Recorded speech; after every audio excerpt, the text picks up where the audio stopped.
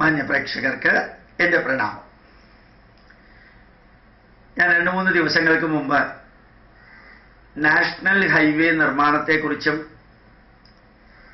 ജീവിതത്തിലെ നമ്മളുടെ പ്രവർത്തനത്തെക്കുറിച്ചുമെല്ലാം വിവരിക്കേണ്ടായി. അത് ഞാൻ ഉദ്ദേശിച്ച രീതിയിൽ തന്നെ എല്ലാവരും എടുത്തു എന്ന് കമന്റിൽ നിന്ന് മനസ്സിലായി.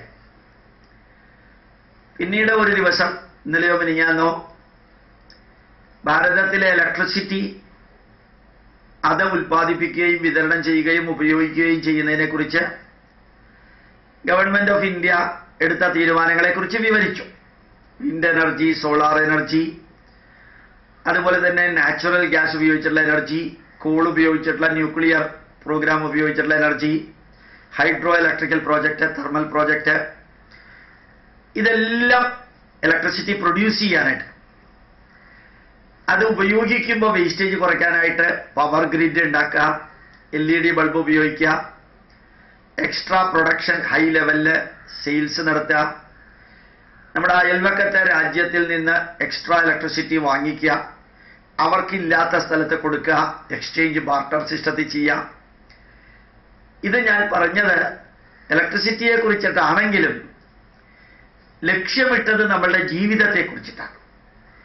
നമ്മൾ എങ്ങനെയാണ് ജീവിക്കേണ്ടത്, എങ്ങനെയാണ് പല പല ജീവിത പ്രശ്നങ്ങൾ നമ്മൾ കൂടുതൽ വർക്ക് ചെയ്തിട്ട്, കൂടുതൽ സമ്പാദിച്ച്, കുറച്ച് ചെലവ് ചെയ്ത്, നല്ല രീതിയിൽ ചിന്തിച്ച്, മറ്റു പലരുമായിട്ട് കോപ്പറേറ്റ് ചെയ്തിട്ട്, നമ്മളുടെ കുറവുകൾ പരിഹരിച്ച്, നമുക്ക് കൂടുതലുള്ളത് മറ്റുള്ളവർക്ക് കൊടുത്ത്, ഷെയറിങ്, കെയറിങ് ആൻഡ് ക്യൂറിങ്ങിലൂടെ എങ്ങനെയാണ് ജീവിക്കേണ്ടത് എന്നുള്ളതിന് ഒരു എക്സാമ്പിൾ ആയിട്ടാണ് ഇലക്ട്രിസിറ്റി പ്രൊഡക്ഷൻ പറഞ്ഞത്.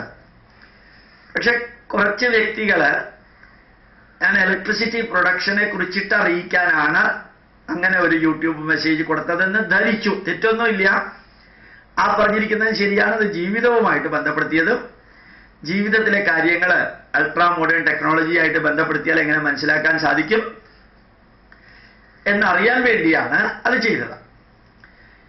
ഇനിയിപ്പോ ഇന്ന് ഞാൻ ഒരു ചെറിയ കാര്യം പറയാം.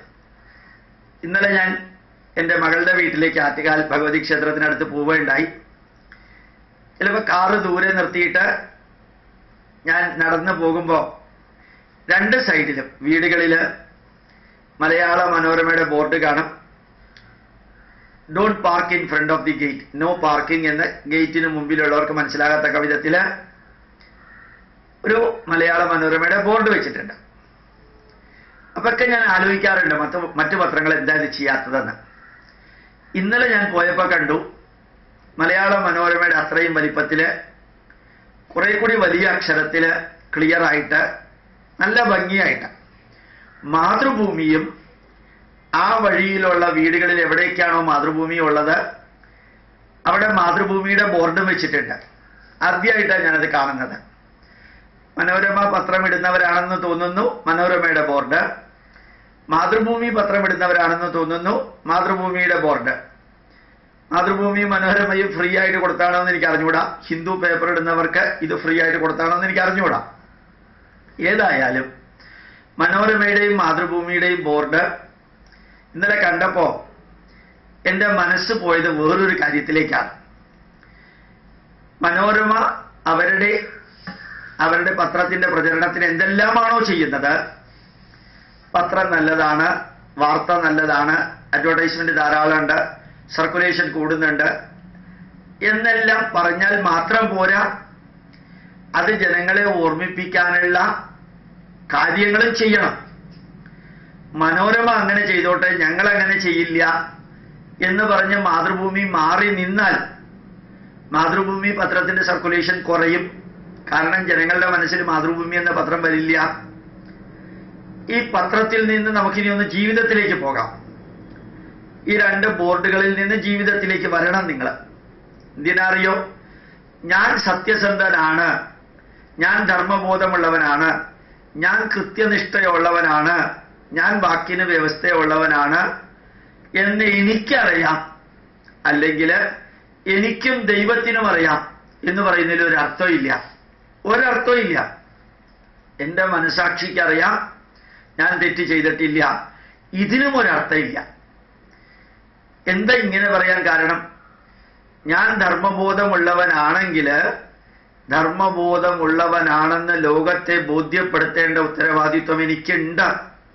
സത്യസന്ധനും അതുപോലെ തന്നെ സമയം പാലിക്കുന്നവനും അതുപോലെ തന്നെ കൃത്യനിഷ്ഠയുള്ളവനും ആത്മാർത്ഥതയുള്ളവനുമാണെന്ന് എനിക്കറിയാമെന്ന് പറഞ്ഞുകൊണ്ട് കാര്യമില്ല. ഞാനുമായി ബന്ധപ്പെട്ട എൻ്റെ ബന്ധുക്കൾക്കും എൻ്റെ മിത്രങ്ങൾക്കും എൻ്റെ ശത്രുക്കൾക്കും അത് ബോധ്യപ്പെടുത്തേണ്ട ഉത്തരവാദിത്വവും എനിക്കുണ്ട്. എനിക്കും ദൈവത്തിനും അറിയാമെന്ന് പറയുന്നതിൽ ഒരർത്ഥമില്ല. ദൈവം കോടതിയിൽ സാക്ഷി പറയാൻ വരില്ല. ദൈവത്തിനെ ബോധ്യപ്പെടുത്തിയിട്ടുണ്ടോ ഇല്ലയോ എന്ന് ദൈവം വിവരിക്കാനും പോവില്ല. ദൈവം പത്രസമ്മേളനം നടത്തില്ല. ദൈവം പത്രക്കുറിപ്പ് കൊടുക്കില്ല.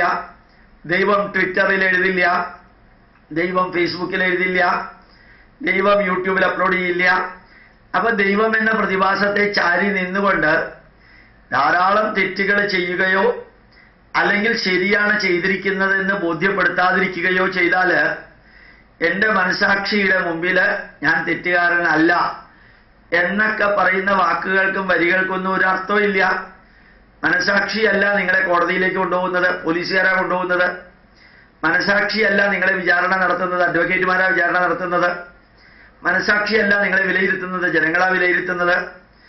അതുകൊണ്ട് ഞാൻ സത്യസന്ധനും ധർമ്മബോധമുള്ളവനും ആത്മാർത്ഥതയുള്ളവനും ഞാൻ സത്യം നീതി ന്യായത്തിന് വേണ്ടി നിലകൊള്ളുന്നവനുമാണെന്ന് എനിക്കോ എൻ്റെ ഭാര്യയ്ക്കോ എൻ്റെ വീട്ടുകാർക്കോ അല്ലെങ്കിൽ ദൈവത്തിനോ മനസാക്ഷിക്കോ അറിയാം, അറിയുന്നുണ്ട്, അറിയിച്ചുകൊണ്ടാണ് ഞാൻ പ്രവർത്തിക്കുന്നതെന്ന് പറഞ്ഞാൽ പോരാ.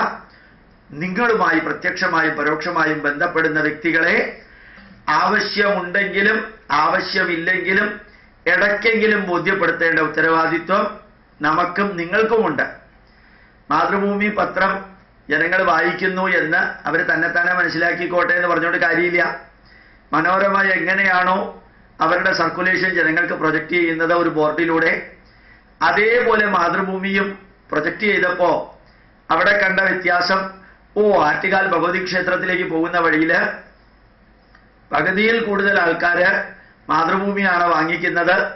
ഇത്രയും കാലം മനോരമയുടെ മാത്രം ബോർഡേ ഉണ്ടായിരുന്നുള്ളൂ.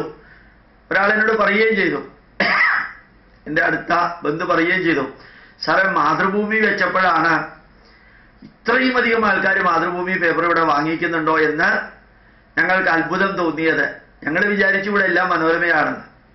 അയാൾ വേറൊരു വരി കൂടി പറഞ്ഞു, ഇത്രയധികം പേര് മാതൃഭൂമി വായിക്കുന്നുണ്ടെങ്കിൽ ഞാനും മാതൃഭൂമിയിലേക്ക് മാറാൻ പോവാണ്. എൻ്റെ മരുമകൻ തന്നെയാണ് പറഞ്ഞത്. ഇത് ഞാൻ നിങ്ങളോട് പറയാൻ കാരണം നേരത്തെ പറഞ്ഞതുപോലെ സത്യം, ധർമ്മം, നീതി, ന്യായം, അസത്യം, അധർമ്മം, അനീതി, അന്യായം ഇത് ചെയ്യുന്നവനാണോ അല്ലയോ എന്ന് ലോകത്തെ ഇടയ്ക്കെങ്കിലും ബോധ്യപ്പെടുത്തേണ്ട ഉത്തരവാദിത്വം നമുക്കുണ്ട് എന്നുള്ളത് മറക്കരുത്. പ്രണാമം, നമസ്കാരം.